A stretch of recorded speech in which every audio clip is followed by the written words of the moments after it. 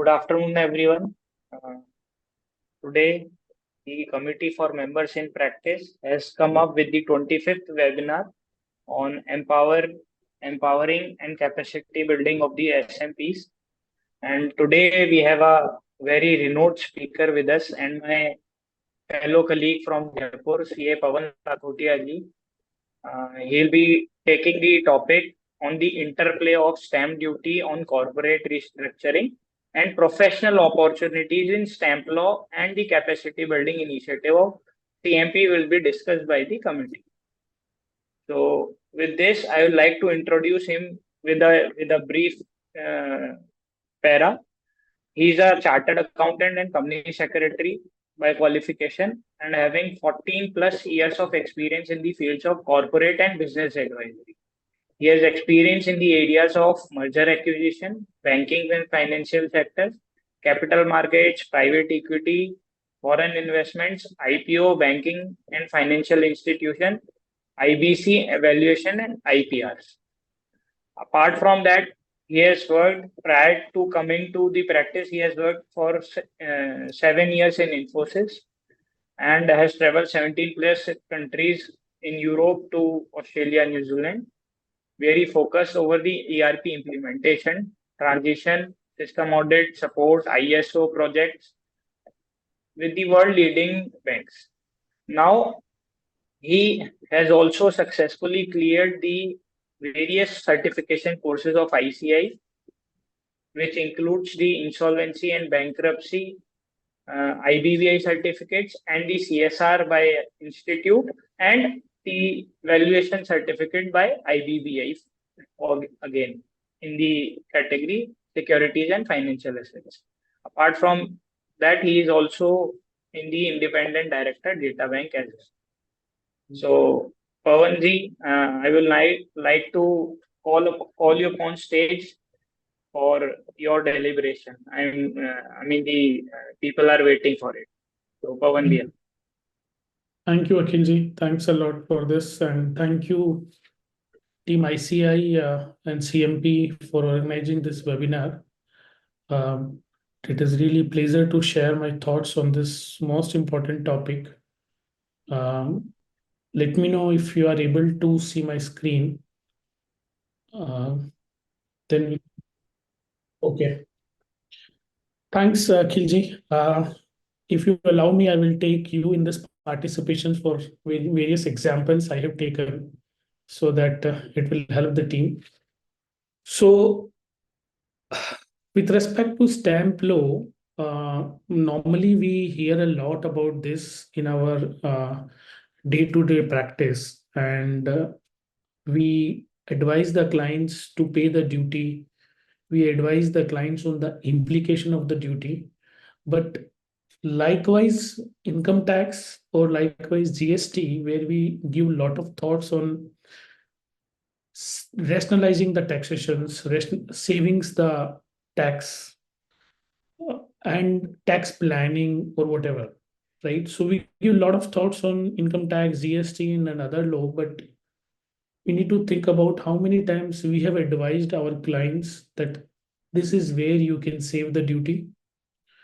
When it comes to a levy of stamp duty, normally in our practice, we generally deals with a purchase of and sale of properties or some of the transactions. But this law, being the very old law, in fact, before the independence of India, the Indian Stamp Act has been since 1899. So you can imagine it's more than 125 years this law is prevailing. Normally in CA practice, we do not focus much because a lot of things are being taken care by our other colleagues, maybe advocates and company secretaries and other people. But as I said a few minutes back, if we start thinking that this is how we could plan the stamp duty, or this is how we could save the stamp duty in our day-to-day practice to the clients, this will certainly add the value addition. And the scope of this law is not just limited to the property or not just this, it's very wide law in terms of how and when whenever we want to do a corporate restructuring, be it merger acquisitions, be it loan documents, be it LLP partnership forms, conversions, uh, even in day-to-day practice, a lot of our clients ask for if they, for example, they are a large family, they have huge number of members, they want to do the partitions or some family settlements, etc. So there are a lot of benefits available in these areas to such people where there is an ancestral property involvement or where there is an old property involvement and things like that. Therefore, it becomes very critical to understand this law, how this is being implemented, and it is bit confusing also. On one side, we have Indian Stamp Act 1899. On another end, we have state stamp laws also. So both of these goes hand on hand. Both of these goes together because in various transactions or instruments, Indian Stamp Act is applicable, and at the same time, in the various transactions and instrument which we will talk about, state law is applicable. It is very important to understand which transactions comes in what's preview because both central government and state government has a power to levy the stamp duty. So looking at all these, I feel it is really important that whenever we want to do the structuring of any business or settlements of the old property matters or anything like that, or formation of companies, conversion of companies, though the act has very wide scope, but today we want to talk about how this impact on our day-to-day transactions which we do such types. And if there are any questions on this, we will be happy to take it. Before getting into this, as I said, I will briefly talk about the Indian Stamp Act and the respective states law so that whenever you want to check something, you are clear that this is where I should check and this is how we need to check. So this would be the agenda for today's, and then I'll at the last I'll talk about how probably what are the in fact opportunities for people like us as a professionals where we could work on the stamp laws and do the advisory to the clients, do the advisory to companies, convergence of businesses, settling the matters and things like that. So in at last we'll talk about which will gives a good view to you all on various opportunities available to us as a professional. In the meantime, if there are any questions, etc., feel free to share over chat or something, or share it with Akhil sir, and maybe we will take it in the last, however we want to do. So, as I was to start with a very quick introduction and brief of Indian Stamp Act. So, as I was talking about, the act is a very old act. It is being implemented in 1899 when the British government was there, right? Because the objective of the act is only to collect the revenue for the government, right? So we had an Indian Stamp Act which was being implemented on 1899, which is a central act. And then also on another hand, we have a state laws, which is also because, as I said, both the central government and the state government has a power to levy the duty.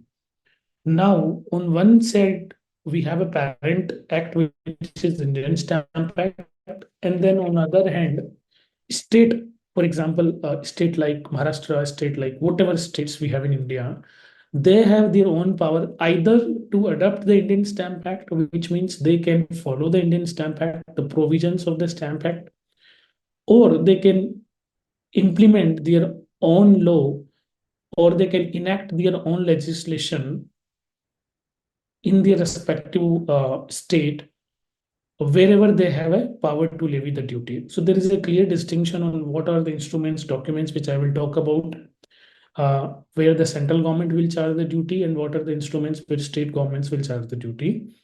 So for such things, just to conclude, So central government has the Indian Stamp Act. State government are free either to adopt their own Stamp Act, implement it, and or they can follow Indian Stamp Act and release the stamp duty rates or adopt the rates and amend them from time to time. So many of the states in India, which I will talk about in the coming slides, have implemented their own stamp as well as Indian Stamp Act. Uh, but in both the cases, it is depending upon the instrument with which government has the power to levy the duty. So this is an important aspect. For example, I talk about entry number 91 of the Constitution of India provides the power, which has a union list, provides the power to the central governments on the transactions like bills of exchanges, checks, promissory notes, bill of ladings, letter of credit, policy of insurance, shares, debentures. So on these documents, which you see, is governed by the Indian Stamp Act. State does not have a power to levy on any duty on this. The rate of this such instrument is also defined, amended, adopted time to time from the Central Act. Whereas entry number 63 provides the power to the state that there are various documents which state can also levy the duty. For examples, in day-to-day business, we have our agreements, contracts, affidavits, memorandum of association or article of association, partnership deeds, sales of property, sales mortgage settlements of the property. So on these instruments, this is just example. So on these instruments, state levies the duty. So we need to understand clearly which instrument is taxed under which law. As I said, these are the instruments. This is not the complete list. Obviously, we have Article 1 of the Indian Stamp Act, Schedule 1 of the Indian Stamp Act, which provides the comprehensive list. Likewise, every state also has either their law through which they charge the duty on the subject matter where they have a power to levy the duty, or they adopt the Indian Stamp Act and releases the rate only. Rest of the provisions of the Stamp Acts are being followed by the Indian Stamp Act. And in case if there is any conflict between state law and union law, for example, when there is a if there is a confusion that whether on any transactions, whether that is subject to Indian stamp law or a respective stamp law, state stamp law, then as per Article 254 of the Constitution of India, the central act will prevail, which is Indian Stamp Act will be prevailing, and the duty will be charged based on the Indian Stamp Act. This is one of the important aspects, and in the upcoming slides, we will be talking about this also. Going back to one of the important introduction slides, so as I said, state law and central law. We are clear with which government charges on what and under what power. Then one of the important aspect also, I would like to spend few minutes here so that we are clear and the thoughts are clear on how the documents are subject to duty. So there is one important thing that not all the transactions are subject to stamp duty. For example, tomorrow there are a lot of buyers and sellers transactions between, for example, transaction between purchase of goods, sale of goods, etc. So there are can be n number of transactions, but not all the transactions or not all the documents are liable to the duty. Only the documents which are specified in the Act, in the Schedule 1 of either Indian Stamp Act or the respective state legislation is chargeable to the duty. Section 3, which we will talk about in the coming slides, provide how the duty will be charged, right? So this is what I was talking about. So if you see, this is an approximate list. So it's various states like Andhra Pradesh, Assam, Bihar, Chhattisgarh, Goa, Punjab, Haryana, Delhi, these governments have adopted the Indian Stamp Act. So Indian Stamp Act, which means they follow the Indian provisions of the Indian Stamp Act. But wherever they have a power to levy the duty, they have released their own schedule, Schedule 1A, for example, under which they specify the rates for such transactions where they can levy the duty. For example, if a state like Haryana has 5% of duty on sale and purchase of property, state like Haryana can have 2% on loan duty on loan transactions, right? So they, in such case, they will follow the Indian Stamp Act, but the rates they will adopt and specify whenever the state budget is implemented in the Schedule 1A, and they can amend the rate, and they have the power to amend the law.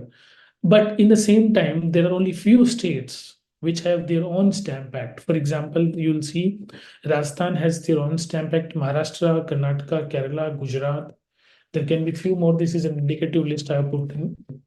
So such states have their own law. They have mostly adopted the Indian Stamp Act, made the amendments also depending upon the geography of the states, location of the states, and the exemptions or anything else which they want to give.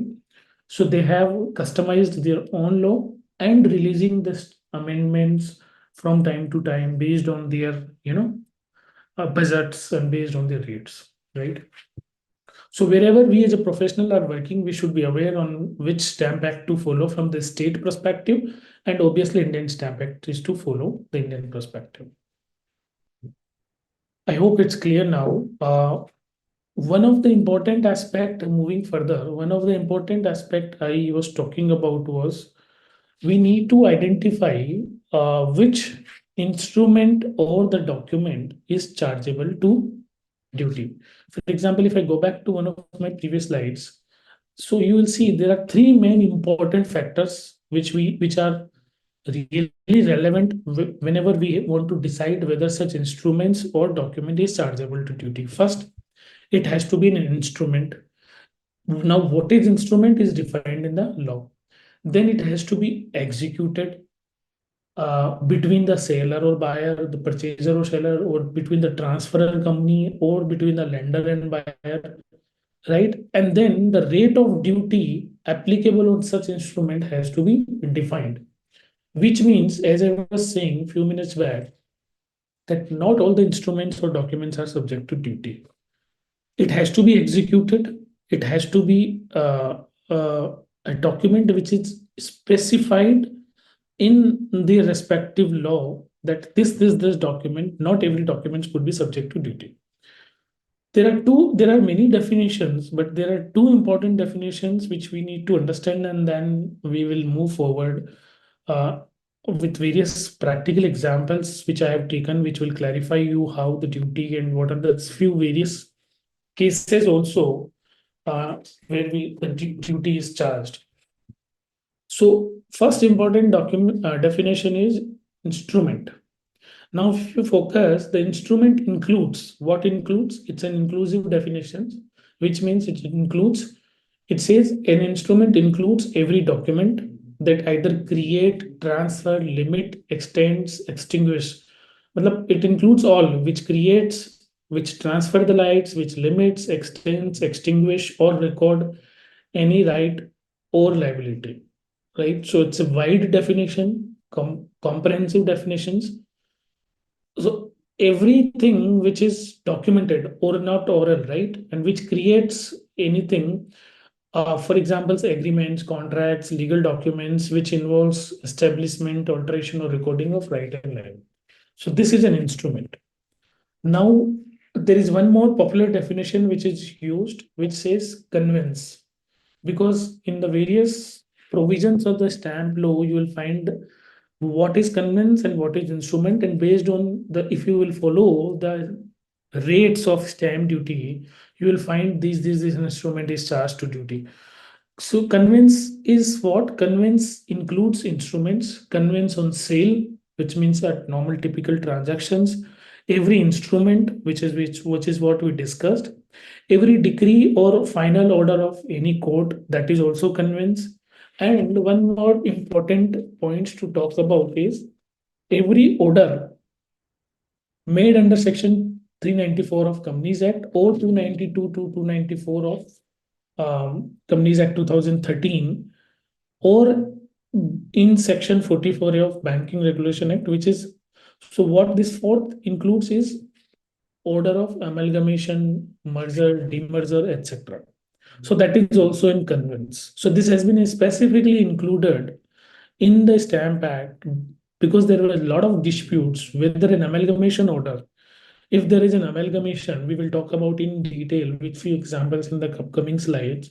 But whether a merger order, whether from the companies, if there are two companies which are getting merged, whether they amalgamation order or the documents which are executed, whether that is to be levied to the duty or not, was a disputes for a long time. Then the state laws and the Stamp Act adopted that any either a 44A of Banking Regulation Act covers merger of banks, and 292 to 294 of Companies Act 2013 covers merger demerger cases of or compromise or rearrangements covers the other than banks.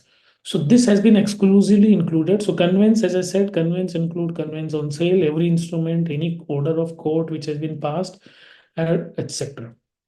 So these are only two definitions which we will talk about for now. The rest of the definitions are self-explanatory. So just to make a quick recap, we have talked about Indian Stamp Act, state laws, what are the documents which are chargeable to duty, and the definitions. Now there is one most important section, section 3, which is a charging section of stamp. This is most critical to understand. Only 2-3 sections I will talk about because they are very important to understand from our perspective.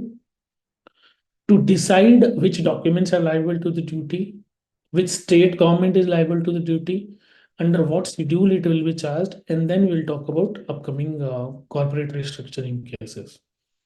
So, like every act, we have a charging section. Indian Stamp Act has section 3, which is a charging section. So it says a liability to pay stamp duty on instrument arises in India or in Rajasthan or in Delhi or wherever. So there are two important things. When there is a liability to pay stamp duty, liability to pay stamp duty on instrument arises either, as I said, first, the instrument is mentioned in the schedule. One good thing is in the Stamp Act, there is only one schedule, which is Schedule 1. Like Companies Act or like Income Tax Act, we do not have so many schedules in the law. It is just one schedule, Schedule 1, which prescribes the rates. So the instrument is mentioned in the schedules. If that instrument is mentioned in the schedule, obviously it will be charged with the duty. And the instrument is executed in the state, which means the instrument is executed in, for example, if we are doing a transaction of sale and purchase in Delhi, the instrument is executed in Delhi. Then it says or, which says or having executed outside the state. If such instrument is not executed in Delhi, but that instrument is brought or received in the state and relates to any property situated in the state or any matter of thing done or to be done in the state. I will come with an example and then we'll come back on this charging sections. So this is case study 1. So if you carefully follow me, you will understand how the charging section is coming. So if you see now in this particular case, there is an ABC bank, which is maybe, for example, based out of Jaipur. And then there is a borrower. So the bank is lender, and then there is a borrower of which is who the borrower is based out of Mumbai. Very much practical scenario, right? So both of these, so lender provided a loan to the borrower against the property which was situated in Mumbai, and that borrower has an office in Mumbai.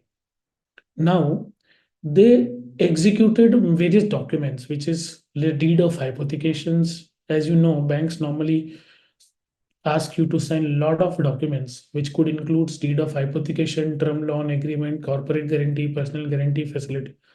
Now, all these documents are being executed between this lender and borrower. One more interesting thing is now all these documents have been executed and signed in the state of Delhi. Now we are having three states involvement. First, the bank who provides the loan is based out of Rajasthan. The borrower who takes the loan is based out of Mumbai. And both of them come together in Delhi to sign the documents. Now there is a question who will charge the duty? Because in the loan document, as per stamp law, state government has the power to levy the duty. So every state government has power to levy the duty. Now whether Rajasthan government will collect the duty or whether Maharashtra government will collect the duty because the borrower is based out of that, or whether the Delhi, where the documents are signed in Delhi, will collect the duty. Just keep this in the mind. Going back to the section 3. So if you remember, the instrument is mentioned in the schedules. Yes, loan document is mentioned in the schedule. The instrument is executed in the state. Now, if in this case study 1, in our case, the instrument was executed in the state of Delhi, right? As I said. So this instrument is executed in the state of Delhi or having executed outside state.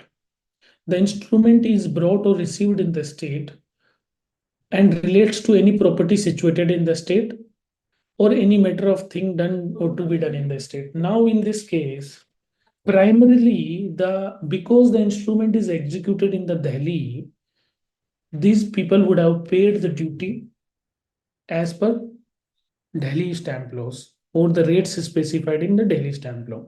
It's very much possible because a lot of people are signing the documents where the stamp duty is less, right? So in our practical cases, for many of the times we advise to the clients also that in this state the stamp duty is less and etc. But we need to be careful because in this case, tomorrow, if say for example, this borrower defaults the payments, borrower is defaulting the payments and the lender files a suit against this borrower, say for example in the DRT at Rajasthan, right? So both of them paid the duty when they executed the document in Delhi.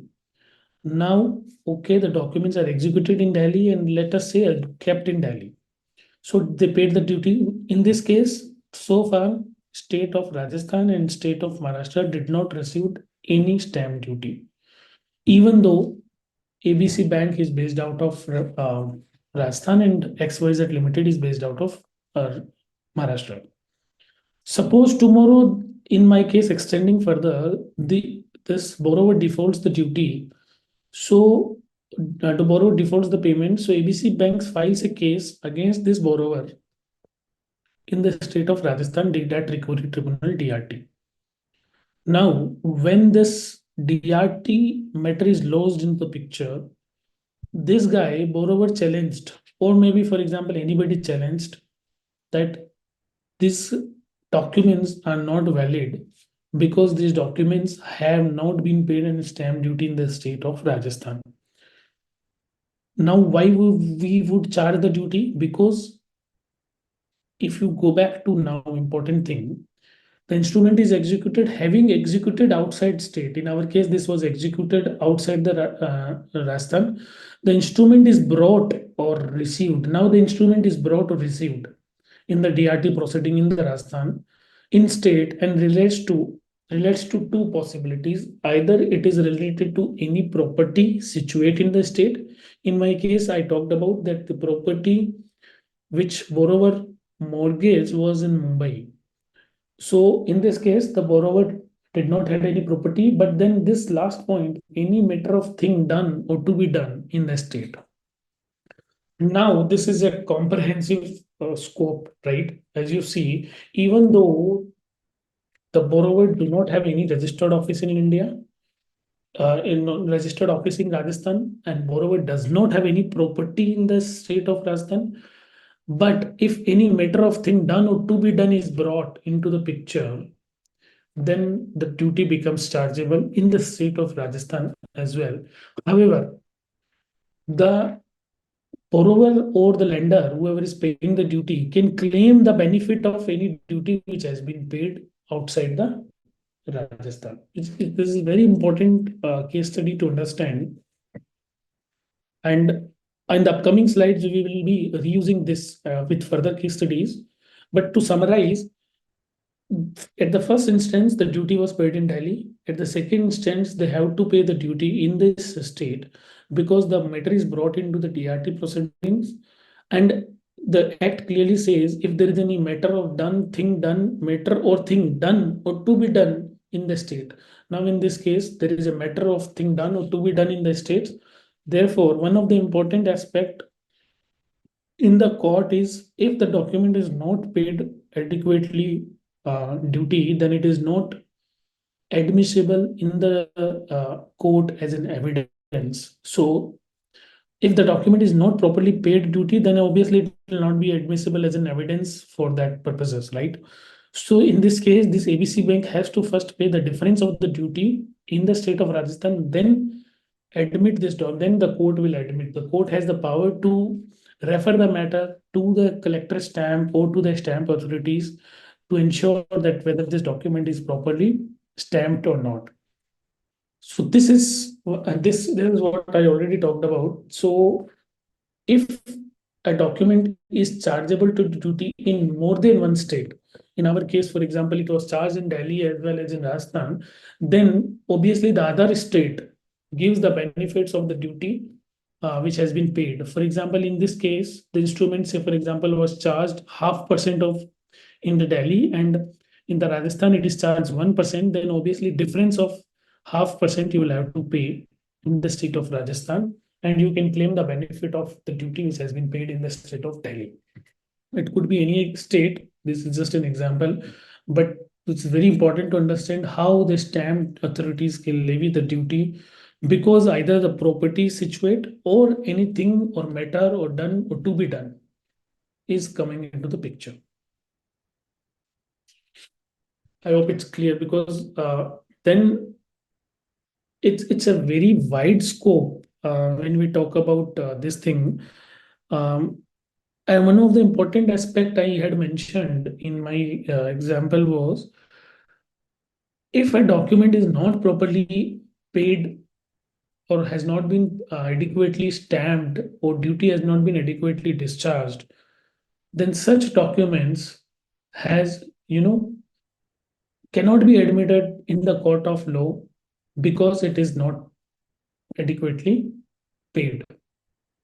So therefore, in this case or in all the cases, it becomes very important that in wherever documents, this borrower and lender was one example. Now if I may take one more in Akhilji is sitting in Ahmedabad ROC, right? Or maybe outside Rajasthan, and Akhilji has a property in the premier location of Rajasthan, and both of us are sitting in Delhi.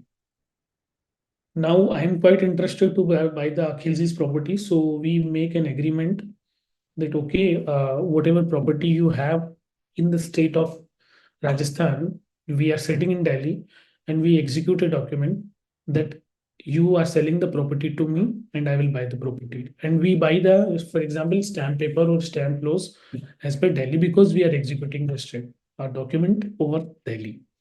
Now, when it will be chargeable to the duty in the state of Rajasthan or when it will be known to the state of Rajasthan, when I will bring that document to stamp department for registration.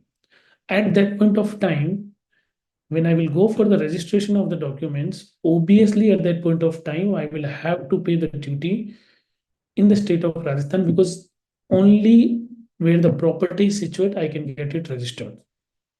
So this is one more example which I wanted to quote that, and this was one of the most important intent, even as I was saying a few minutes back, if you remember that this act is an old law. So even if we both are sitting in London and executes a sale transactions or any documents which is specified in the stamp duty, when we execute the document outside even India, right, for example, and when the document is brought into India, either for registration or for any matter of thing done or to be done, then that documents is liable to the duty as per the prevailing stamp duty rate of prevailing state.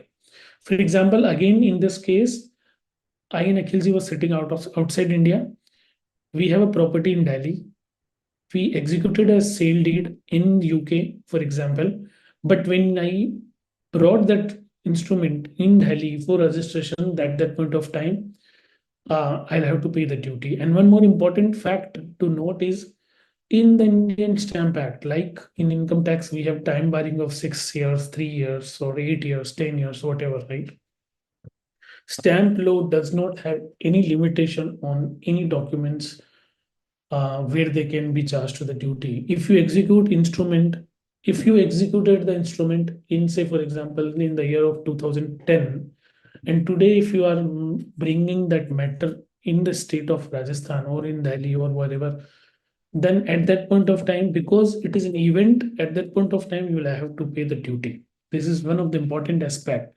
It does not say that you have to, if the document is brought within 5 years, or if the document is brought within 10 years, then it becomes chargeable to the duty. Any point of time when the document is brought, or when if there is anything or matter done or to be done is brought, it is chargeable to duty. I think it must be clear now with the 2, 3 case studies and examples I took. Moving further, being a professionals like us, we normally deals with lot of mergers, acquisitions, or important restructuring of the cases. But we normally do the tax planning from the income tax perspective that, okay, it will be a slum sale, not chargeable to the duty. Okay, we can plan the income tax and things like that. But how can we plan the stamp duty?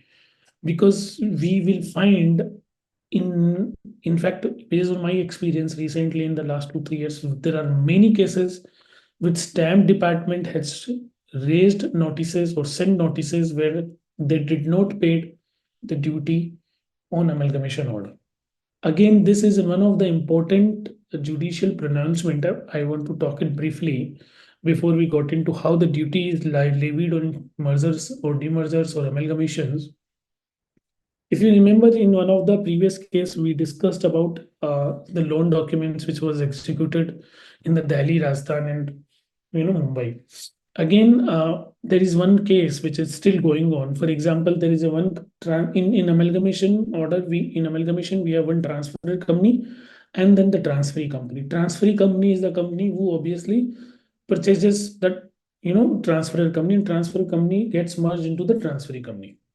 Now, both the companies, in this case, for example, in my case, Sunvision Engineering and HFCL, both of these cases, these companies are registered outside Delhi, for example.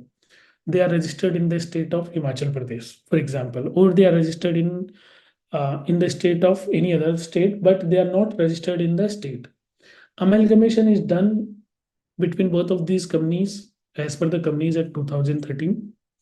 Obviously, order was passed by Simla High Court, Himachal Pradesh, because both of the registered office of both of these companies are in Himachal Pradesh. Therefore, the amalgamation was passed by Simla High Court or Tribunal, and entire merger proceedings took place outside the state of Delhi or Rajasthan. Right now, it is very interesting. Obviously, the first thing I want to tell you, if you remember the definition of one of important definition that where we talked about that amalgamation order is charged to the duty, right? Now, in this case, this amalgamation is done in the state of Himachal Pradesh. Then, obviously, as per Himachal Pradesh stamp duty, they will have to pay the duty, be it 1%, 2%, 4%, or 3%, whatever, right? So, in this case, suppose there is a one property of this transferor company. Transferor company has one property which is also situated in the state of Delhi. right? Or in the state of Maharashtra or in the state of Rajasthan, whatever state, right? Then we need to check whether such particular, because this, they will have to do this conversion of the documents title transfer from transfer company, because the transfer company will no longer exist. So transferee company who is buying the transfer company will do approach to the respective state government for conversion of the title documents from the SECL to HFCL in our cases. So now, because if you remember, the entire proceedings was taken place in the state of Himachal. Now such documents is chargeable to the other state also, because there is a one or more property situated in more than one state. For example, this company has a land in three states, right? This company has a document land in Rajasthan, Delhi, or Mumbai.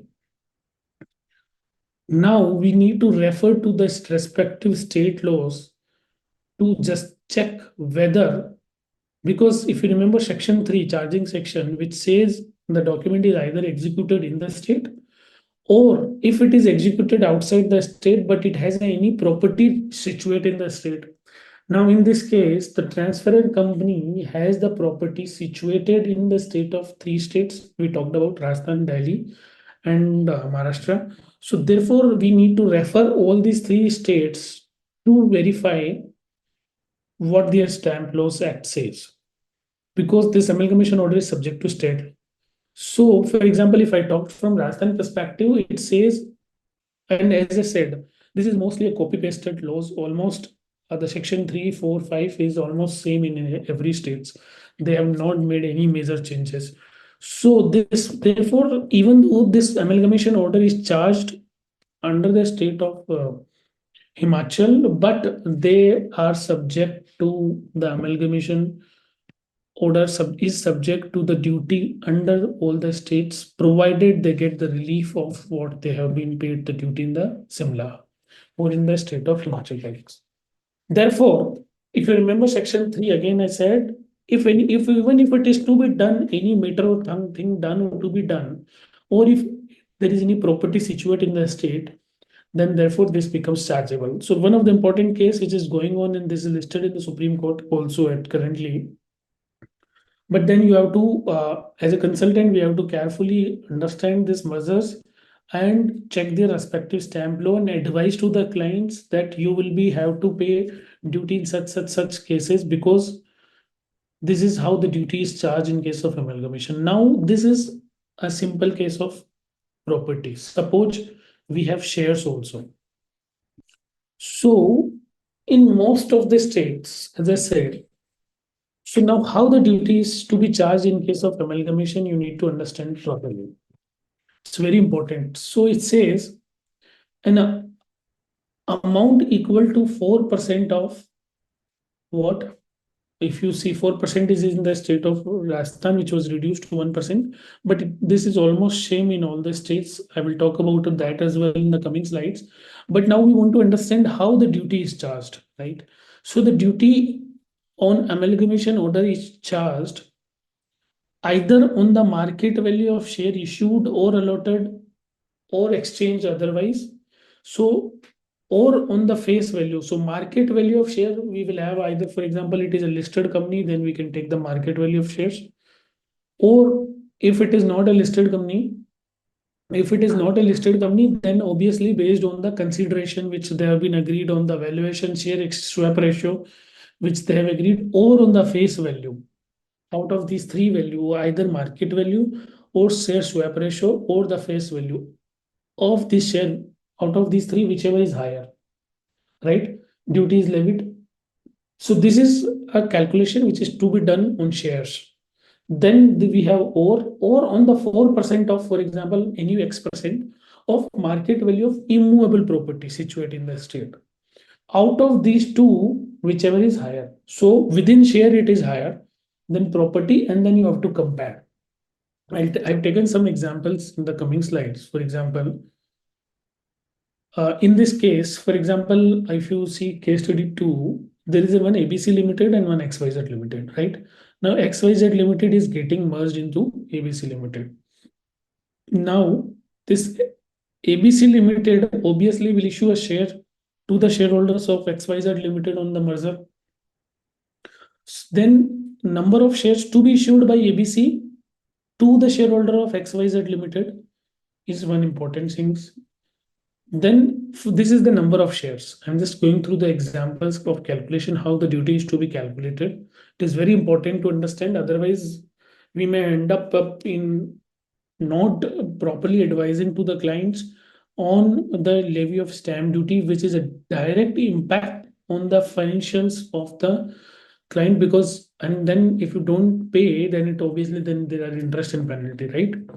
So in our my case, XYZ Limited is getting merged into ABC. So ABC Limited will issue a shares to the shareholders of XYZ Limited, right? So then we are taking number of shares to be issued by the ABC Limited to the shareholder of XYZ Limited. Then the shares multiply by its value. Now, if you remember, I talked about three value of each shares. Either face value of shares, or the market value of shares, or book value of shares. Face value normally 1 rupees, 5 rupees, 10 rupees.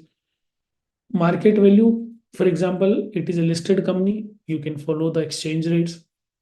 Or the share swap ratio, the valuation reports on which basis you have arrived the share swap ratio. For example, the in this case, the face value of XYZ Limited was 10 rupees.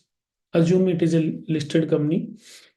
ABC Limited is trading on the stock exchange at 400 rupees, for example, or 1000 rupees. Then the market value will be 1000 rupees. So then the number of shares to be issued by ABC Limited to the shareholder of XYZ Limited multiply by value of share, which is 1000. Then this is a total consideration. This is a listed example. And in case of unlisted, for example, the book value of shares of this XYZ Limited is 100, a book value of shares of ABC Limited is 10,000, then obviously we will issue a shares in 10:1 ratio. Then the number of shares will be taken on based on the share swap ratio. Value of shares would be 400, which the valuer would have issued, and then it becomes book value. Then it is at X multiplied by Y, which is total consideration. Then this is a duty which is to be calculated on shares, right? So for example, so then we are saying, then we have to compare between two. If there is a property of XYZ Limited getting transferred into ABC Limited, then you have to compare with the property.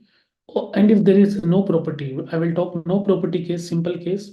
Then if there is no property of XYZ Limited, please note that it is to be compared with the transfer company property, not the transferee company property. So XYZ Limited property is getting transferred into the ABC Limited, then we will have to compare with ABC. In my case, first no property, then the shares would be flat levied based on the rates of, for example, this total consideration multiplied by respective stamp duty rates. Then the stamp duty liability. This was in case there is no property. In case the XYZ Limited has 5 properties situated in the different state or situated in the one state, then we'll have to compare with market value of immovable property and arrive the duty, and then the duty, and then higher of these A and B would be charged to the final duty. This is a complicated calculation. Now, if I go back to my previous provisions slide, so as you see, market value of shares issued, allotted, or cancelled, or 4% out of these two, whichever is higher. If no property, then duty is paid on the share. This is the amount of consideration, and this is the duty which is to be charged. Any confusion, clarification, feel free to chat, WhatsApp, or sorry, chat in the group or share with Akhil sir, and we will talk about it the last. This is one of the most important calculation aspects, how the duty is to be calculated in case of merger. Demerger has a different scenario on which basis the duty is to be levied, but it is very important to understand how the duty is to be calculated. Now, this particular slides I have taken just for the reference of every audience who has been joined from the different states. For example, each state, I have given a comparative analysis, the respective rates. In Rajasthan, it is recently changed to 4 to 1%, where because the duty was really high in this state, and we made several representations to the government, and we finally they acknowledged that it is impacting the state corporate structure. So if you follow Karnataka, they have 3% on the property and 1% on share. Among this, the basic theme of chargeability is same, only the rates are different. Then Chhattisgarh, 7.5% on the property, 0.7, whichever is higher. West Bengal, Kerala, Haryana, Gujarat, Maharashtra. Likewise, I have taken almost all the states where what are the rates of the duty. So colleagues can follow, this one and can understand how the duty is to be calculated with their respective states. And as I said, it becomes complicated when there are properties situated in the different state, because at the first instance, you will have to pay the duty where the state registered office of XYZ Limited is situated, or where the amalgamation order is approved. And later stage, wherever the property of transferor company, which is getting transferred or from one company to another company, then at those states we will have to evaluate and calculate the duty. Likewise, there is a demerger case also. In merger, it was easy. In demerger, if you see, I will briefly talk about this case study 3 also, just for the calculation perspective. Again, in this case, XYZ, for example, there are two set of business: manufacturing business and finance business. Then manufacturing business is getting finance business is getting transferred from XYZ Limited new company, a resulting company. For example, this component had a 60% of manufacturing business and 40% of resulting company. Then the duty would be levied based on the demerger case, like resulting company. Then number of shares to be issued multiplied by percentage cost of acquisition of resulting company. For example, 10 lakh into 40% shares, then the stamp duty would be levied based on, because this only 40% is getting transferred, 60% is still with the XYZ Limited. This is one of the example of how the duty is to be calculated in case of amalgamations, mergers, demergers, etc. Moving further, loan document, I will briefly talk, and then I will talk about one of the most important aspects which we also do in our as a professional practice to advise to the clients on conversion of businesses from partnerships to company, or company to partnerships, or incorporation of partnerships, how the duties to be levied, incorporation of partnership when there is a property, retirement of the partners, dissolution of the partnerships, and the tax benefits available. Because if you advise on the savings of the duty, obviously this is important fact for the clients. There are two important section, which is section 4 and section 5. Very briefly, I will talk about. I'll just go to my previous slides where I've captured these both sections just for your knowledge. So there could be one chance where there are several instruments used in single transactions of sale, mortgage, or settlement. So what it says is, if there are more than one instrument or one document is executed for completing single transactions, right, or for completing sale transactions. For example, if I take an example, if I do a sale of property from one person to another person, and that person, in this case, the primarily aspect is the sale of property, and further in that instrument, I authorizes or I give power of attorney to someone else also. That is also an instrument. Now, whether we are executing either one instrument containing both the transaction or two instruments separately at the same time, so then the act gives the power relief that several instruments is used or documents are signed in single transactions of sales, mortgage, or settlements, then the stamp duty is to be levied on only one principal instrument, and the rest of the documents will be charged with the nominal duty, either 100 or 200 or 500 rupees duties. This is section 4, which charge the duty on the principal instrument.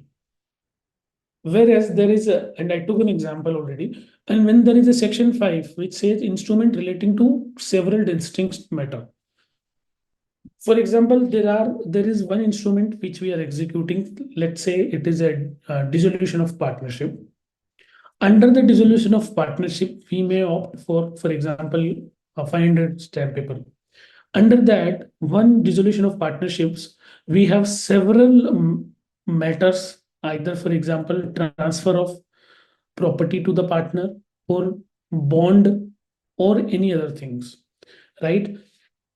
And if we combine everything that together, then on which documents the duty is chargeable. So therefore this section is important. So in our day-to-day practice, we need to understand and see whether this instrument has single transaction or more than one transaction from the aspect of stamp duty chargeability. There are a lot of cases where this litigations are going on, where, for example, took a classic again, one more case of banks signs lot of documents when you go for the loan. They, in my one of the previous case study, they charged, they, you sign personal guarantee, corporate guarantee, deed of hypothecation, term loan agreement. Likewise, this they ask you to sign a lot of documents for completing loan documents, right? Or partnership example, dissolution of partnerships I took, right? So any instrument which covers more than one transactions, then the duty would be charged on the aggregate of both the transactions. For example, in the dissolution of deed, 500 duty is charged. On disbursement of property to partner, 8% duty is to be charged. On the bond which is executed between the partner, 2% duty is charged.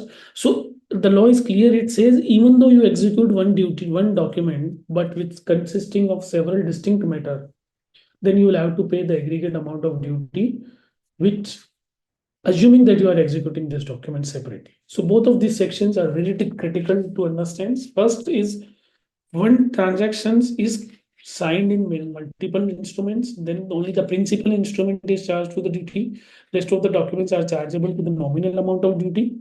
And section 5 says if there are multiple transactions which are being done in one instrument, then the aggregate amount of such transaction would be chargeable to the duty. Going back to, so we talked about this amalgamation order, merger, demerger, how it is charged. Implication of stamp duty in case of loan documents, example which we took case study 4.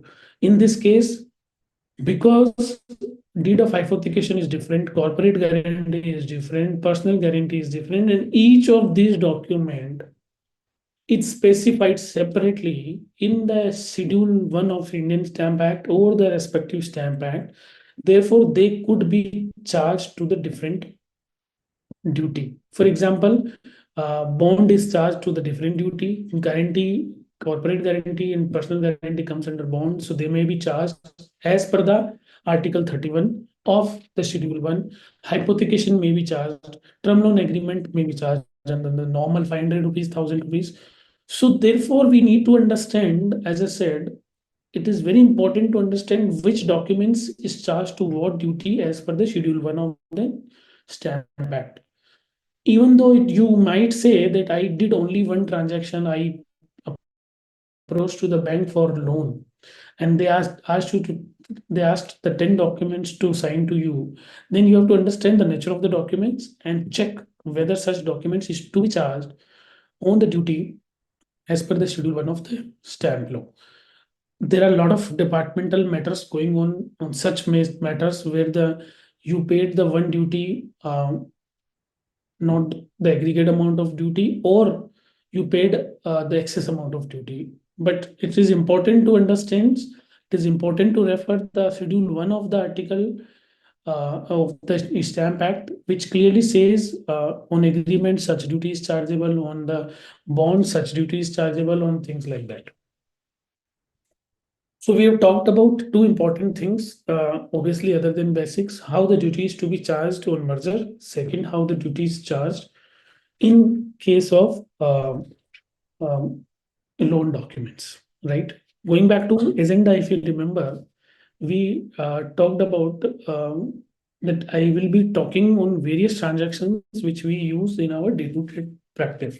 So we, as I said, we may advise to the clients on income tax, GST, and others, but at the same time, being a professional, we should also advise to the clients on stamp duty. Otherwise, tomorrow, if we do not pay the adequate stamp duty, it has a direct impact on the client's business, and they will have to pay heavy amount of duty along with interest and penalty.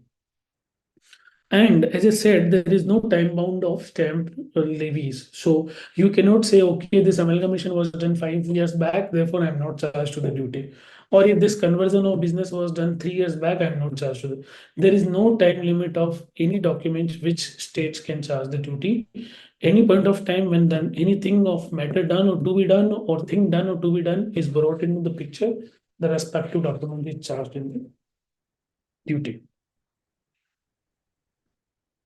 One more important aspect now to talk about is implication of stamp duty on conversion of business. So normally, either in our client structure, there are people who does the business on proprietorships. There are people who does the businesses on partnerships, LLP, company. Company includes every private limited section and everything. And we see based on the size of the business, volume of the business, or due to various aspects, we do the conversion of businesses, which could be either proprietorships is getting converted into the partnerships, partnership is getting converted into the LLP, a partnership or LLP is getting converted into the company, or company is getting converted into the partnership. Very much possible, and we do normal practice, but then we pay the stamp duty on the matter of properties or on the matter of documents which we execute. It is very important to understand. Every state governments has their own rates on such conversion of businesses. But then we need to understand which state government has what rate and whether such conversion of the business is chargeable to the duty. Right? So first I will talk about levy of duty on LLP or partnership fund transactions. This is very important to understand. First, I'll talk about LLP. So normally, in this case, for example, I have taken a stamp duty raised based out of Rajasthan, but I'm not so much focusing on the rates. I'm focusing on the transactions so that we as a consultant can check which act or which client has applicable of what rate of duty. So normally we know this is our day-to-day practice. Whenever we incorporate a partnership firm, we a lot of time we specify the fixed amount of capital. Say for example, 1 lakh, 2 lakh, 5 lakh, 10 lakh, and a lot of time non-normally people may not specify fixed amount of capital. So the partnership LLP deed is chargeable with the duty of 2,000 rupees minimum if the fixed capital is 50,000. If it is above 50,000, then on every 50,000, 2,000 rupees, subject to maximum duty of 10,000. Now you must check as a client. For example, my client is in the real estate, right, business. And tomorrow, if they open in an LLP and they open with a fixed capital of 5 lakh rupees, you may only charge or you may only buy 2,000 rupees of stamp paper and saying that, okay, the LLP incorporation is done, you may get the GST and things like that, but you may not realize that you have to, if the fixed capital is more than 50,000, then you have to buy on every 50,000, 2,000 rupees of stamp paper, subject to maximum duty of 10,000 rupees. Therefore, whenever you incorporate partnership or LLP, you should keep in the mind that on what rate or what fixed amount of capital is you are keeping, right? So this is a simple vanilla case when you don't have property. Now in the point 1C, if a partner brought in the property, for example, there are 3 partners, 2 partners brings the case, third partner brings the property. right? Now, on what would be the impact of duty? Then the law says that the duty is to be charged on the excluding the partner of the property who brought the property. So, for example, if I'm a one-third owner of the property, remaining partners are not the owner of the property, then and my partnership ratio in the partnership is also one-third, then I'll have to pay the duty on two-third when I introduce my property onto the company, or sorry, LLP or partnership forms. So if a contribution is brought in by way of immovable property, you may find ambiguity in the Partnership Act or something, but stamp law is you have to check respective states is very important, because otherwise tomorrow when you will sell the property, or when you will uh, retire part of property or anything, then you will have to face these consequences. So constitution of LLP, we are clear. Contribute even the partners brought in the property, excluding his ratio, they will have to pay the duty. Now we will talk about what if there is a conversion of LLP. If a firm or private limited company or unlisted company is getting converted into the LLP, then in this case also the duty is to be levied. The rate I'm not going; these all are the states which has can vary from state to states. But conversion also has duty. If there is a property in the state, in the balance sheet of firm which is getting converted. Reconstruction or amalgamation, third aspect also, winding up or dissolution also. When on dissolution, so at the point of dissolution, we need to check whether the property, there could be two aspects on dissolution. First, partnership firm built the property. Second, the property was introduced at the time of formation or later by the partners, right? So the Act says where on dissolution of partnership, any immovable property is taken as his share by partner other than the partner who brought in, then the full duty would be charged. So one partner brings in, another partner takes the property at the time of dissolution, then full duty is to be charged. In any other case, for example, the duty could be 500. So, and also there are various cases where the partnership is between husband and wife, so within the family, brothers, sisters, or parents, then the various acts like Delhi or Maharashtra or Rajasthan provides the relief that if the partnership is between the uh, family members or the parents, brothers, husband, spouse, then the duty is nominal 500 rupees. So this is the broader scope of how the stamp duty is to be charged, either in case of constitution of LLP creation, or in conversion or amalgamation of two LLPs, or reconstruction of LLPs, or winding up. I think it should be clear to you now how the duty is to be charged in case of LLP. As I said, this fourth aspect, I just made it bit detailed. If you have an LLP, wants to convert into either partnership firm, private limited, unlisted company, and when on conversion, immovable properties with then you will have to check your own stamp law, state laws on what duty is to be charged. In this case, for example, half percentage duty is charged on the immovable property.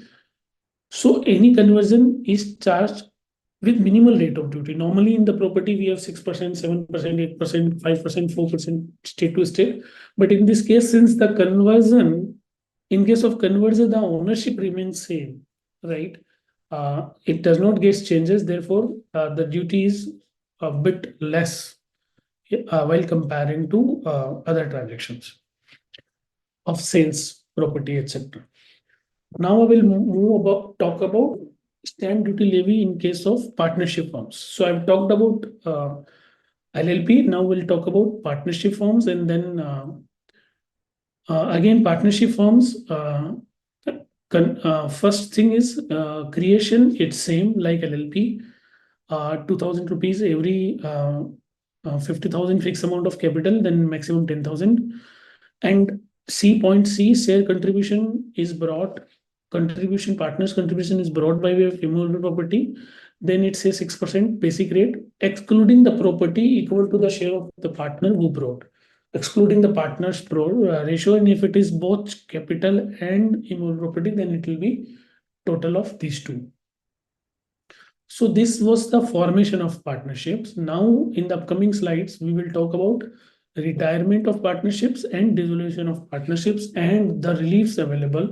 This is again very important to understand for everyone, because these are the transactions which we do normally with our clients, and we may get missed whether the duty was to be charged or not charged, etc. And later on, at later point of time, if they uh, you know uh, can get impacted due to this amount of, and trust me, there are special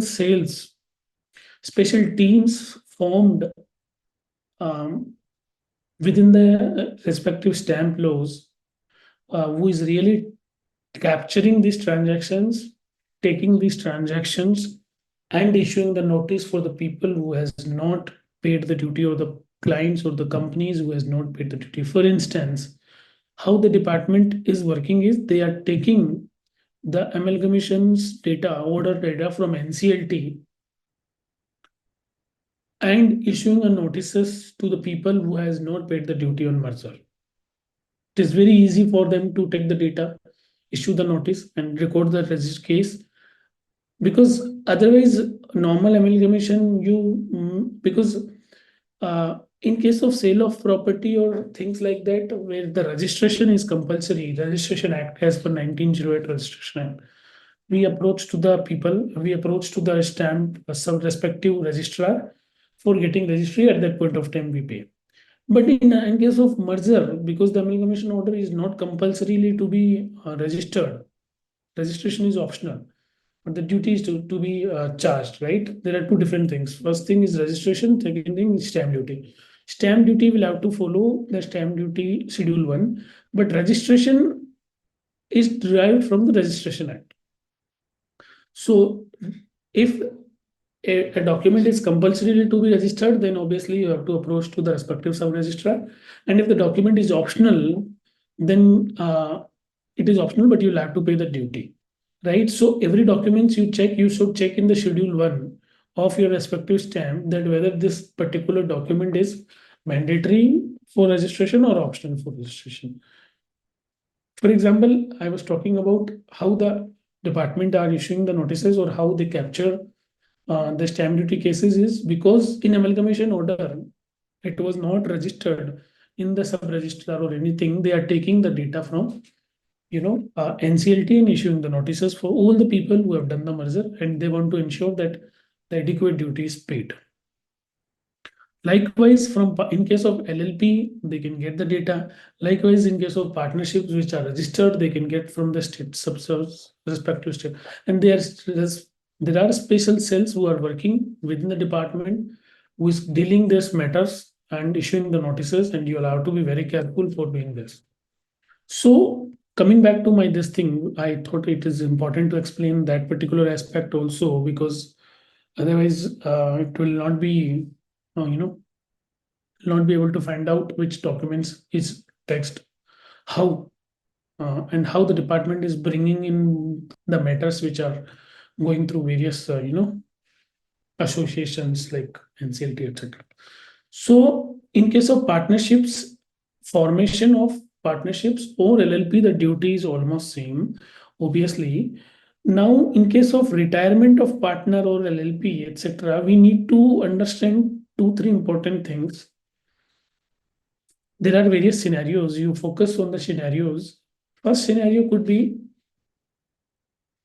that partnership owns immovable property, which means partnership brought in the immovable property during the course of the business, and retiring partner takes no immovable property. So there was an XYZ partnership firm. The partnership firm brought the immovable property. This is very important to understand when you do the retirement of partners. You'll have to check the duty respective, because normally we just do the retirement deed and get it done. And if the client has a property, then it could severely impact uh, the property transaction as well. So in this particular slide, you will find all the possible combinations on how the stamp duty is to be charged in case of retirement of the partners, right? So first case, partnership owns immobile property and retiring partner takes no immobile property at the time of retirement, then the stamp duty is to be charged equal to the share of retiring partner. For example, there are three partner, equal partner, one third, one third, one third.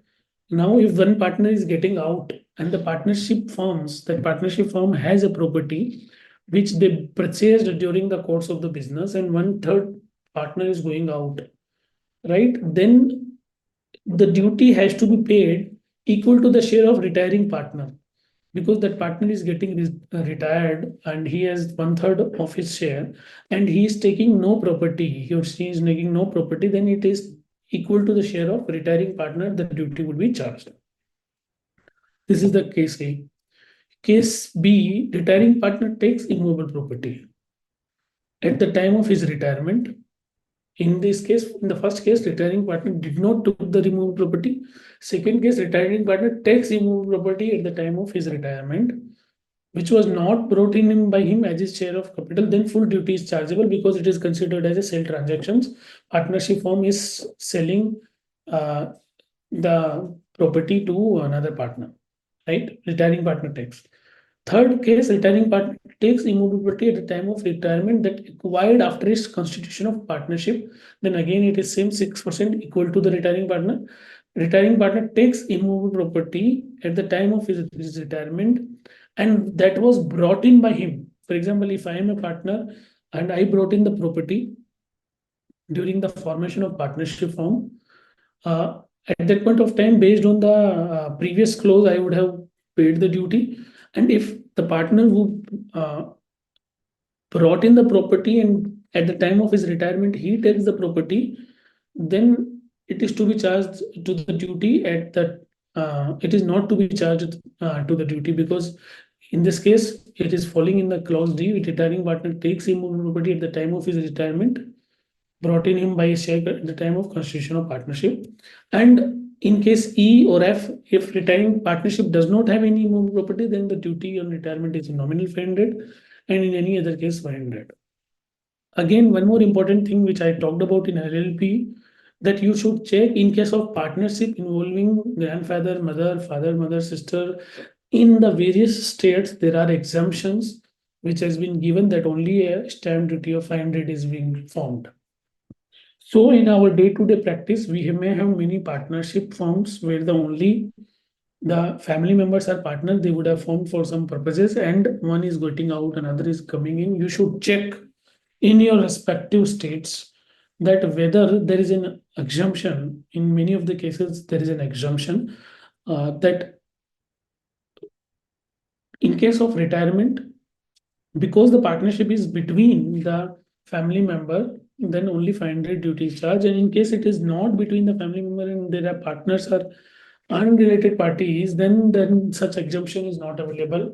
Then it is based on the case of A, B, C, D, E, which is whether partnership firm, whether the partner brought the property, whether the partnership firm built the property, and whether the retiring partner takes the property, retiring partner does not take the property. This is a very important case. Normally, is to be considered, uh, which is commonly missed or may get missed in our day-to-day scenario. So we talked about LLP. We talked about partnerships. So in LLP, we covered all the scenarios. Constitution of LLP, conversion, amalgamation, and dissolution. All the four possibilities we covered. In partnership, also, for example, we discussed about constitution of partnerships, retirement, and now I will talk about dissolution of partnerships. So, in case of dissolution of partnerships, immovable property brought in by partner as his share of contribution at the time of constitution and tax taken by other partner. So in one of my case where I took an example of Mr. ABC is a partner in partnership firm. So Mr. A brought the property at the time of constitution of the partnership. Now Mr. C takes the property on the dissolution. So in this case, full duty is to be levied because property was brought in by Mr. A at that point of time, based on the constitution of partnership, the duty would have been paid. Now, because Mr. C, the partner, the retiring partner is different than the partner who brought in the property, the full duty is to be charged. And immovable properties B could be acquired by partnership in case immovable property is acquired by partnership firm after its constitution. The point A we covered when at the time of contribution, at the time of constitution, the partner brought in the property. Point B, we are talking about immovable properties acquired by the partnership during its course of business and distributed to the partner on dissolution. Now, 6% on the market value or whatever the rate is applicable to the state, excluding the share of partner who take the property. So, ABC Limited, private ABC partnership firms, if Mr. A takes the property, he is 1/3 owner, then the 2/3 only on the 2/3 portion of the property, the partner who is sacrificing the property, the duty would be charged, not on the partner who is taking the property. Again, there is a specific exemptions in the states when this then such resolution is between the family members specified like this, or more, the only duty, less amount of duty is charged, which is only 500 duties.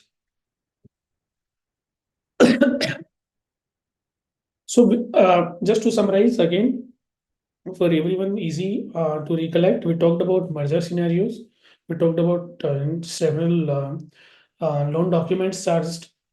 We talked about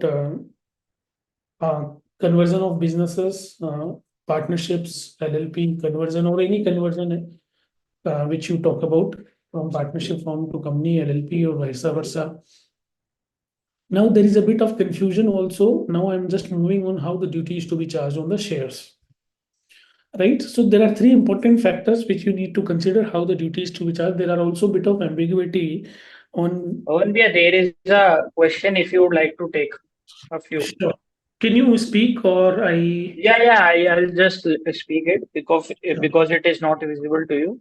Yeah. If in the merger consideration, if the merger consideration is more than face value, market value, and valuation, stamp duty need to be applied on which one? Higher of this one. Higher of the three amounts. Three amount, yes.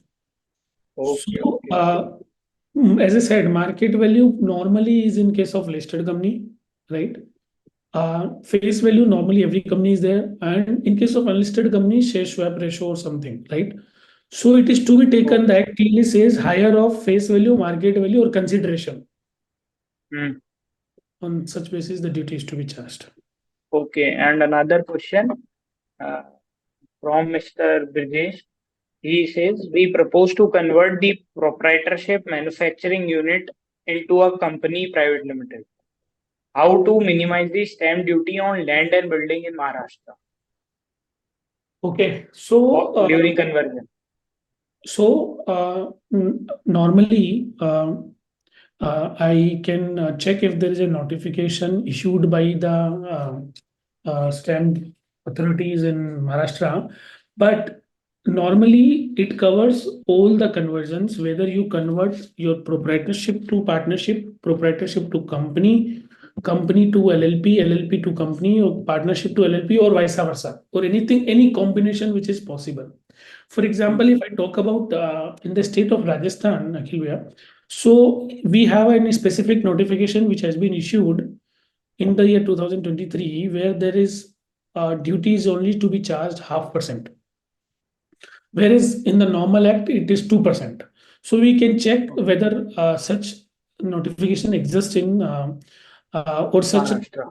Maharashtra duty, but yes, it does cover all the conversions of businesses, and definitely based on that you can advise to the clients, you can plan to the clients and on minimize the duty. Okay, thank you. Yeah. Now I think we can continue. We'll take the further questions later on. Sure, thanks. I think I have 15 minutes more, and then I will keep the last 15 minutes for the questions. There are a lot to talk about. I hope it is helping everyone on classifications and the various transactions which we do.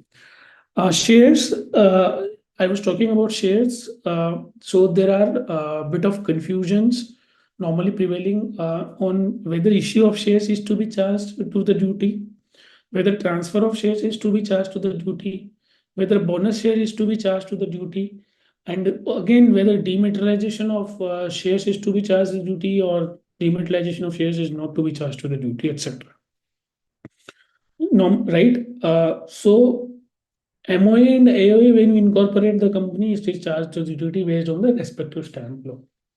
Now on the shares, if you remember my second or third slides, Indian Stamp Act. So shares, issue of shares or transfer of shares is charged to the duty by the Indian Stamp Act, right? Not by the respective stamp law of states, right? So earlier, the transfer of security in demat was not subject to any stamp duty before 2019 or 20 or something. So later on, they ended this relaxation and given the power to levy the duty in even in case of transfer of securities in demat form, right? So I have just taken this table for everyone's benefits. So, for example, issue of security other than debentures. So there are two classifications because in case of debentures, there is a different rate of duties, and in case of shares, there is a different rate of duties. So, issue of securities, 0.005% is charged to the duty.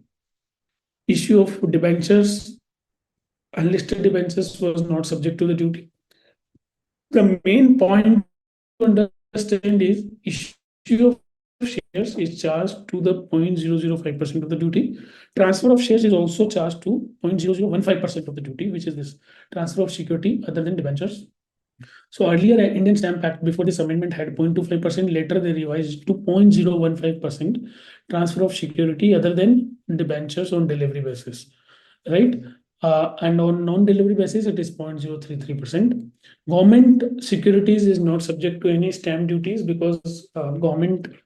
One more thing, any document which is executed by the government or the government execute, they are also exempted from the duty. Therefore, the obviously securities are also exempted from the duty. And this is how the future and options which we charged were doing, right? Earlier they were not subject to the duty, but then they have been uh, brought into the picture. So issue of shares, transfer of shares, uh, we listed, unlisted comes into this bracket. I can share this presentation later on with the ICI for the benefit of everyone. They can refer the rates and all those things. So I just thought it is important to cover this also with respect to shares. And before coming to the challenges, does anyone has any other questions also? They can type or send. Otherwise, we can take the questions at the last. So, as I said, we talked about various business conversion cases also. Very briefly, I will talk about Sir, someone, cases because there Suyogji is is a asking, can you explain the yes stamp duty calculation on merger and acquisition? Once again, I think he is asking for that. duty calculation on merger. Yeah. Sure, sure. I'll go to that slide. I think it will be easy. Okay. So, Sayogji, first thing is we need to remember to the provision. The duty on merger and acquisition is charged based on these two factors. Second factor is very easy. If there is a property of transferor company, not the transferee company. Transferor is the company who is getting merged into the transferee company, right? So first is if there is a so we will have to calculate the duty on immovable property of transferor company. First, this is an example of Rajasthan. Likewise, as I showed, all the states has respective. This is a comparative study of all the states brought in. So first is property. Second is property rather. First is important to understand. So it says a duty of shares issued or allotted or cancelled. One more thing which I thought I missed in the initially was in the many state government, they are charging the duty even on case of cancelled share. Now, when the shares are cancelled, when there is an holding subsidiary relationships, etc., because cross holding gets cancelled. So forget about cross holding. Now, for example, it will be the higher of shares issued or allotted or cancelled, or on the face value of such shares, or whichever is higher. If I go to this example, in my case, XYZ Limited is getting transferred into ABC Limited. First example, let us take there is no property, right? So, and this company is easily having 1 lakh share. This company is having, obviously, this company could have 1 lakh shares are being issued by ABC Limited, right? So, number of shares to be issued by ABC Limited. Then value of each share. Value of each share is very important to understand how is to be taken. As I said, the law says higher of market value of shares issued, or consideration, or the face value. In out of these three, face value in this case could be 10 rupees. Consideration could be, for example, against 4 share of this company, 1 share is issued, and share swap ratio and valuation of this company is coming for transfer. Company is coming, for example, this 100 rupees. So value of each share becomes 100 rupees. Or in case it is a listed company, then we will follow the listed company prices, right? So number of shares issued by the transferee company multiply by value of each share of transferee company, because on this basis the shares are on this valuation, shares are being issued, right? So this multiply by this, then you get a total consideration. Then this consideration is to be applied to the rate applicable on such state. For example, in uh, if you take state Karnataka, then it says 3% on market value of property, or 1% on shares, right? So this total consideration, so number of shares issued multiply by number of multiply by value per share, total consideration is to be multiplied by 1%. So this is how duty is calculated on shares. Assume now you have a property also, and that property's DLC rate or circle rate or market value of property rate is, say, for example, 50 lakh rupees. Then 50 lakh multiply by Karnataka example, we take 3%. So 1% of shares consideration multiply, or 3% of 50 lakh rupees, right? For example, whatever comes 1.5 lakh rupees. Then higher of these two is to be charged to the GT, right? So in case there is no property, then 1% as per the rate. In case there is a property, then based on these two rates, 3% or 1% of whatever the tax amount comes, final tax amount, not the calculation. The tax amount comes 3%, say for, let us take a hypothetical example, it comes 5 lakh rupees of 3%, and if we calculate from shares, it comes 4 lakh rupees. Then higher of these 4 or 5 is to be charged. Or if, say, for example, in case of shares, it comes 10 lakh rupees duty amount, and the property, it comes 5 lakh rupees, then the higher of these two is to be charged. And if you see, every state has ultimately the same practice. This is how the duty is to be calculated. Sure. Okay, sir. Yeah. Thank you. I think we can move ahead. We'll take the rest of the questions in the end. Sure. Okay. I'll just talk 5-10 minutes more, and then we'll cover 5 minutes. At the last 5 minutes, I just want to talk about the opportunities which are available for people like us in these cases. So challenges, as we understand, I think we already talked about a lot. Just to summarize these 2 minutes, this is a bit of confusing, right? Confusing. Why confusing? Because we have Indian Stamp Act, we have respective Stamp Act, then the rates, different subject matter, one instrument, several instruments, difference of rates, then admissibility of the documents, because the stamp duty can be charged at any point of time, even after 10 years of execution of the documents. right? So all those things are pretty much challenges. Then there is no reference which is easily available to find out. Even if you Google a lot, you will not be able to get a clarity on very much possibility or calculations like we discussed, like we detailed talked about. So, and then there are frequent change. Likewise, there are many challenges prevailing, but these are all not prevailing. I just want to talk about few professional opportunities available in the stamp acts, which we have been filling or we have been doing since last few years. So obviously, the first one is property transactions. Just hear me importantly. Though this comes in the small bracket of property transaction, but yes, a lot of people are doing it. Then there are various agreements, contracts, business conversions, which I talked about, right? So every amalgamations, conversions, loan documents, bond, securities, agreements, family settlements, partition deeds. I have few slides also for partition deeds, but will not have such times. Um, Instrument of partner partitions and family settlements, how the family settlements are done. There are a lot of clients who has the ancestral property. You can advise them how to minimize the stamp duty on the on such cases. I'll share the slides. These slides has all the capture of these cases, because the various stamps and then the gifts you can advise to the clients the duty. The problem is not every people understands this business conversions, the people who are getting registration. Therefore we have an advantage that yes, if we understand the how duties to be calculated, how the duties specified in the law, we can definitely get have clients help to get the registration done, can help the clients to save the duty. So this business conversion is a game changer for us.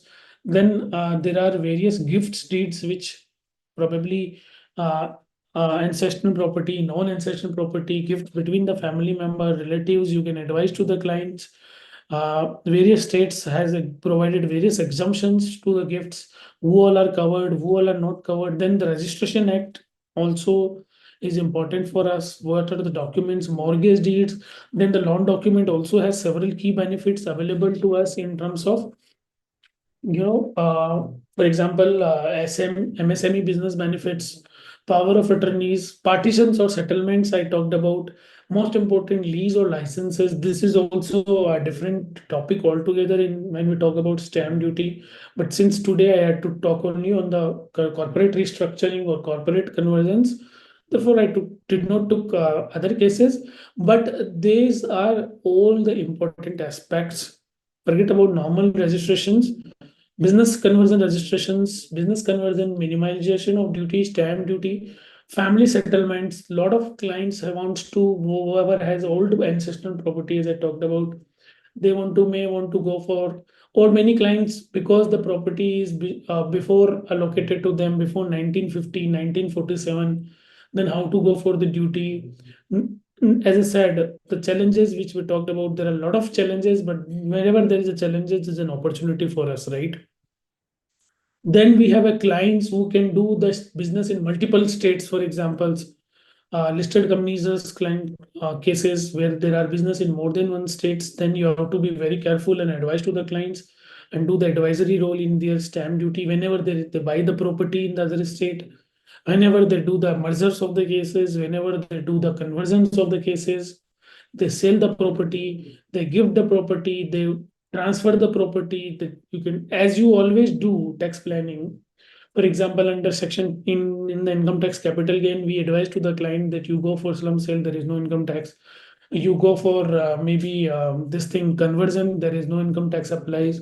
You go for maybe, for example, gift of the property, there is no income tax. But at the same time, you have to look at the respective stamp law also. You just not advise to the from the income tax perspective that there is no income tax if you give to within the section 56 to 757.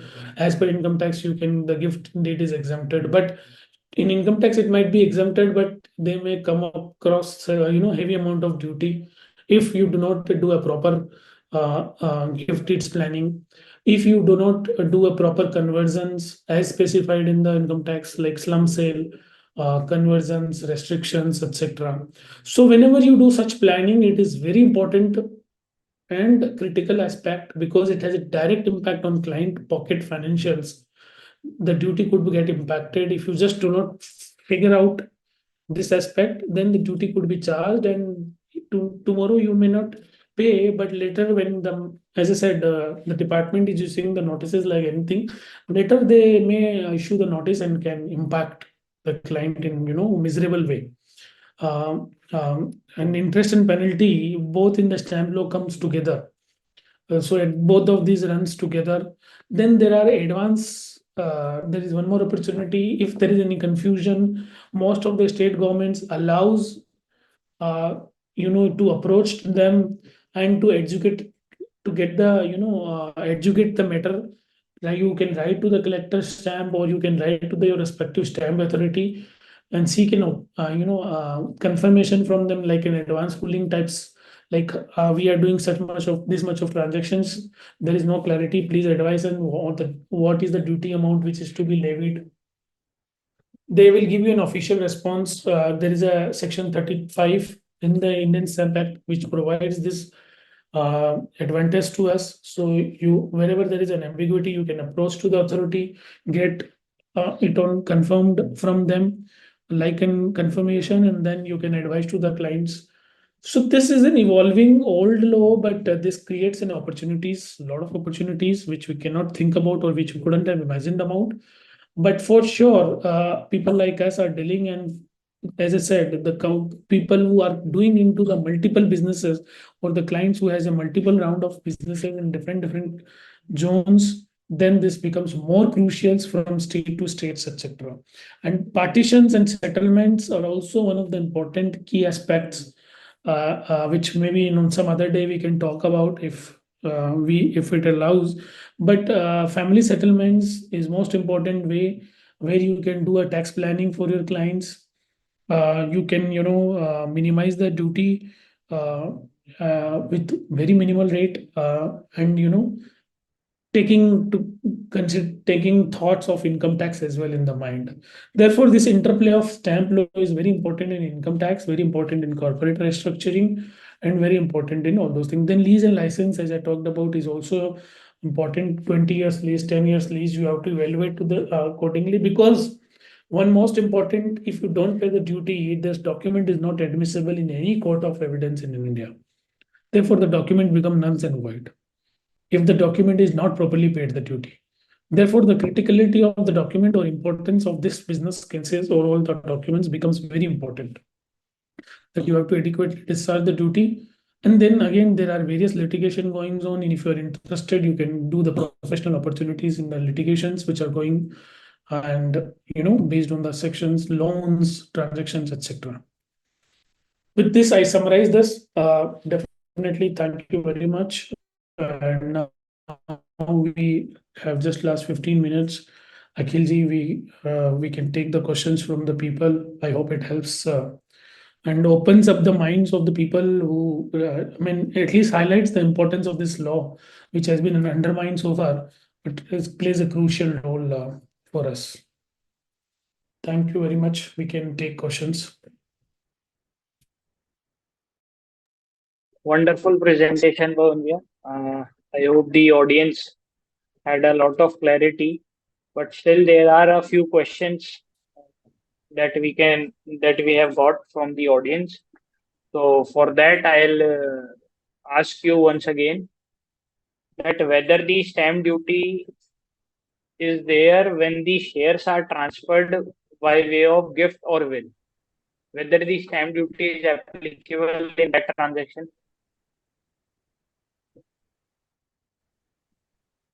Sorry, I had some connectivity issue. I rejoined now. Could you repeat the question? I'm really sorry.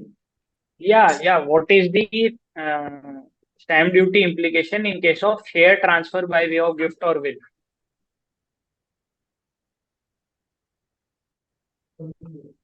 O- Okay. So, suppose in case of gift, as such, there is no amount involved, or in case of will, there is no amount involved. Therefore, this as such does not come into the picture unless a specific law of respective state say that this is to be calculated at such and such rate. Yeah. Okay. So until and unless there is a consideration and there is a specific law that without consideration also we will be taxing that of stamp duty, then only it will be applicable, right? Yeah. For example, Okay. we get a bonus share, right? We discussed that issue of shares is charged to the duty, transfer of shares is charged to the duty, but in case of bonus share, there is no duty because there is no consideration involved for this. Okay.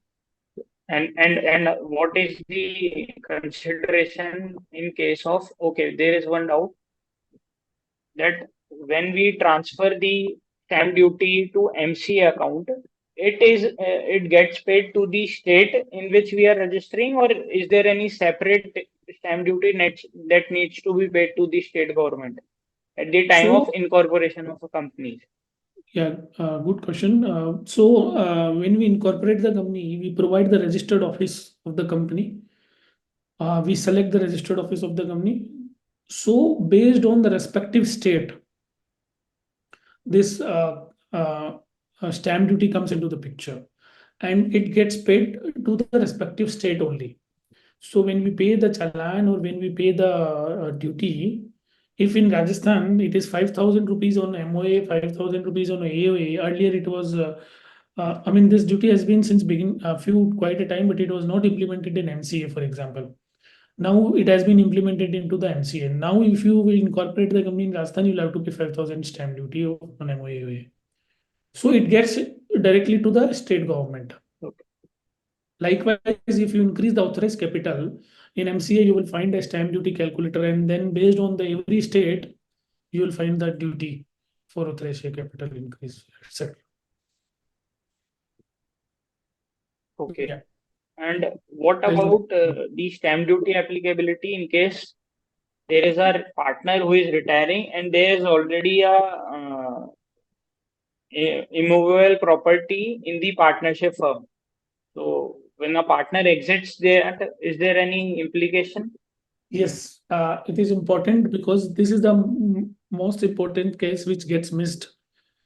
We normally do a retirement deed, and then we do not care much on the partnership deed. We do not care much on the property.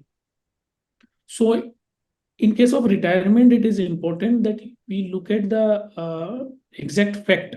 If the property is brought in by the partner who is retiring, and the retiring partner takes the property, then the no duty is charged. Because suppose if I, as a partner, when I became the partner, I introduced the property, and now when I'm going out, I'm taking the property.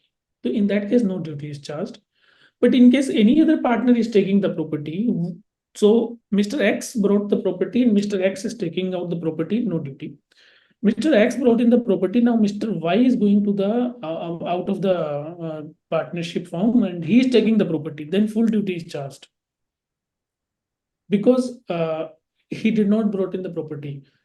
Third case could be that partnership, nobody brought the property, partnership firm brought, constructed the property or acquired the property in course of its business. Then it shall be equal to the share of retiring partner. So if Mr. XYZ is the partner, partnership firm brought the property, they are one third, one third, one third partner. And now since nobody is taking the property, property is still in the partnership firm, then the partner who is going out, firm has to pay the duty on the equal to the share of the partner who is going out, so that the retiring partner's tax is paid. Okay, the firm has to pay. Yeah. Okay. Retirement deed One has more to case, in case A bought the property, and the partnership firm is going to keep it, continue with the remaining partner, and A is exiting but not taking out the property. Partnership firm will continue. correct. So equal to the share of retiring partner, we have to pay the duty Okay, because his okay. ownership is One third, then one third of the property consideration and multiplied by the stamp duty. correct, and this deed has to be registered. Okay. A retiring And will be registered. The document which we will get it registered will be the retirement deed. okay. Uh, Now the question arises is by what time the department can issue the notice of stamp duty for non-payment? Yes. So, for example, in taking the previous example, retirement example, uh, we executed the retirement deed, but we did not go to the department. Okay. 5 years, the part no, obviously department will not know whether there was such a retirement. 5 years or 10 years down the line, if any partner is buying that property, right? Or there is a dissolution of, or let's say for example, 20 years he ran the business and now any partner is buying the property. At that point of time, when we will go for the registration, the sub-registrar will see the history, obviously chain document. They will ask who brought the property, how the property was taxed, etc. At that point of time, even after 20 years, this matter can be raised. Which means we do not have any timeline on when the property could be taxed. If you have skipped the duty payment, you can be charged at any point of time. Like in income tax, we have 3 years, 6 years of limitation. There is no limitation in stamp. Income tax में तो we become Okay, happy. there is no 6 time years now barring. department will reopen, then will not reopen the case. Here there is no time barring. Okay. Yeah. So I think these are the only questions that, yeah, is if no retirement but new partners are admitted, what is the implication? Now, fifth scenario. Yeah. So we talked about constitution of partnership, if you remember. Under the constitution of partnership, if a new partner brought in the property, then there is a duty which is to be charged. Correct? So in case new partner is not getting the property, then obviously there is no questions of property. If new partner is getting to the property and he's getting, say, for example, 20% of partnership firm ratios, profit sharing ratio. Now, say in our case, XYZ is already partner, and there is one more person coming on, say, for example, Mr. A. There was one third, one third, one third. New partner is coming 20%, and they are sacrificing whatever. So the duty will be charged on the 80%, excluding the partner who brought in the property share. They will not have to pay the duty on his share, but then 80% if the partner is bringing the property, excluding the partner who is brought in the property of his share, sorry, will be charged to the duty. I'll take water, but yes, is it clear now?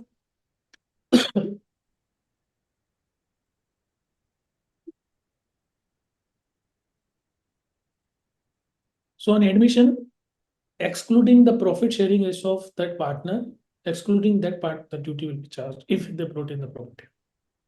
Okay. So I think we have no more questions from the audience, and the session went well. Okay, there is one more question. If stamp duty is paid less, and we came to know about it later on, how to pay the differential stamp duty voluntarily? I think the Sridharji wants to know that. Yeah. So in case there is a stamp duty which was paid less, in the law there is a provision that you can approach to your respective collector stamp, write a letter that this was the transaction which we executed and we found that the transaction is not paid adequate duty. Therefore, difference of the duty is to be paid. You can approach to the collector stamp of your respective jurisdictions. Then he will register the case, right? And based on that case, you can case number, you can pay the duty and get it resolved, and then your document will be fully paid to the duty, and it can be admitted later in the court. And what about the interest penalty? So interest would be levied because it will be the difference of this penalty depending upon his powers. Or we can wait for an amnesty scheme. Amnesty scheme, yes, because most of the times interest penalty. In fact, in majority of the litigation cases which are going, people pays the duty and do not pay the interest penalty because the stamp amnesties are issued like that, the cases which are registered, right? So interest penalty, most of the people wait for the amnesty, which I think mostly state releases it. Then they get the waiver and the duty is paid. So it is advisable that you always pay the duty. If you don't pay interest penalty, so be it. You can approach to the government. You can wait for the amnesty, and then your duty can get waiver off in terms of interest and penalty. Okay. So I think it was a wonderful session, and I think we have 5 more minutes. Yeah, we can take one or two questions more, Yeah, if yeah. allowed. We can take questions. If anybody has any question, Okay. we can discuss. Okay. But the firm has property and new partner admitted, and he brings no property. Now he is asking that in case the firm already is having a property and a new partner is admitted and he is not bringing any property, As such, no. then in that case, no duty. No okay, duty. no implication. Mm. No implication. Okay. So I think we'll now close the session. On behalf of the Committee for Members in Practice, I would like to thank the speaker for today, Pawan Lakhutia ji, for giving his precious time today, and the tech support team also. And the CMP would be organizing more such webinars every Friday. So kindly tune into these webinars, and I hope you enjoyed the session. So thank you, Pawanji, Thank you very much. and thank you, Thanks, audience. Sachin. It was pleasure having this session, and thanks to the tech support team, and thanks a lot to CMP for organizing this session. Thank you. Thank you. Thank you. Thanks.